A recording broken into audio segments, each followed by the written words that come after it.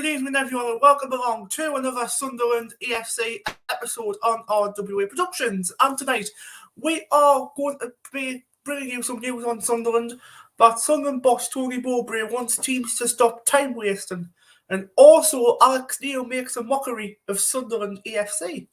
So I'm going to share my screen and I'm going to explain to you all why the reason is. So I'm going to share the screen here.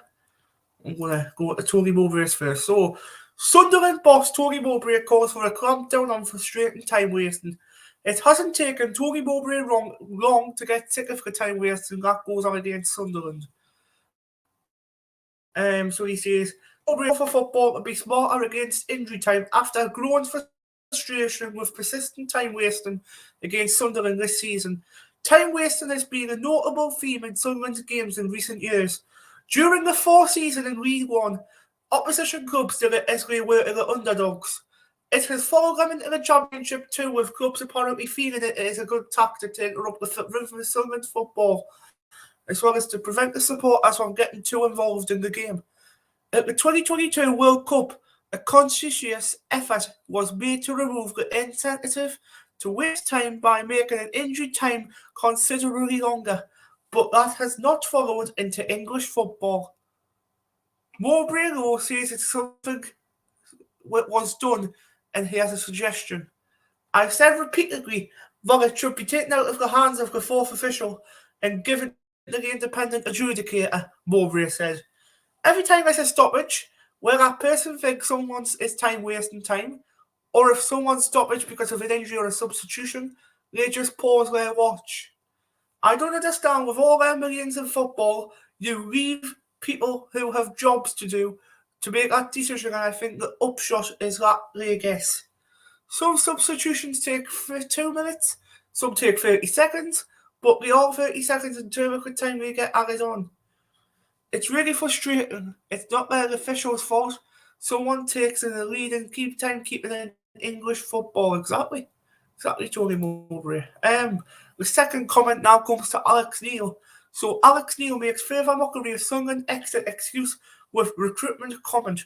So Alex Neil has ridiculed his own given reasons for leaving Sunderland by saying the Brighton recruitment model is the one he wants Stoke to implement.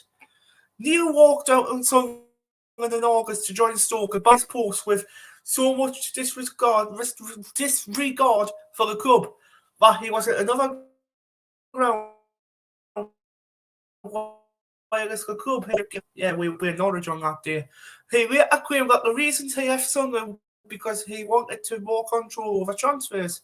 However, ahead of the Stokes FA Cup game against Brighton, Neil has said that the Seagulls transfer model, which is the same as the one he criticised at Sunderland, what was he wanting his own club to adopt? Asking if Brighton are an example of what he wanted Stoke to become, Neil said, of course. If you look at where they were when I played against them as Norwich manager, where the owner Tony Bloom had Chris Hughton as manager, they were fighting relegation in the Championship. They had the big striker Chris O'Grady up front.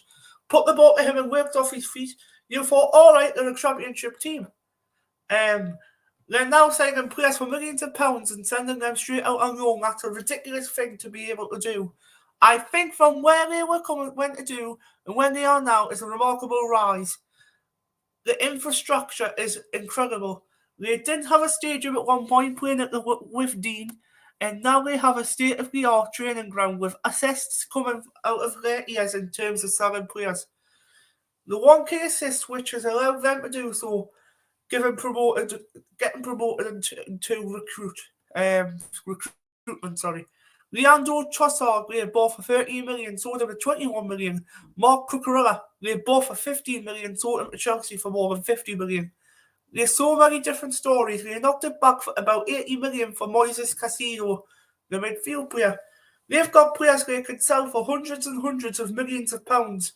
And now they go and get players like Jeremy Sacramento and Julio Enciso from South America. And Tony Bloom has obviously got the algorithms for how they recruit, and it's remarkable how far they've risen. Of course, the reason Alex Neil went to Stoke was for the money and to be closer to his family home. but are perfectly reasonable and understandable, which is why it was always needless for him to criticise Sunderland on his way out. But Neil will face Sunderland this weekend at Wearside. So that was my state of mind there. So I'm going to stop my screen. A couple of comments in the chat. Time wasting is a part of football now. He says it happens to Newcastle as well with time wasting. Lewis, I'm sick of it, mate. It's terrible. Anyway, guys, I'm going to end it there. Just an update on the Sunderland EFC updates for now. If there's any more comes in, I will be able to tell you some later. Got an announcement tonight around 9 o'clock to make 9:30, so stay tuned for another live stream round about then. Take care. Bye for now. God goes with you.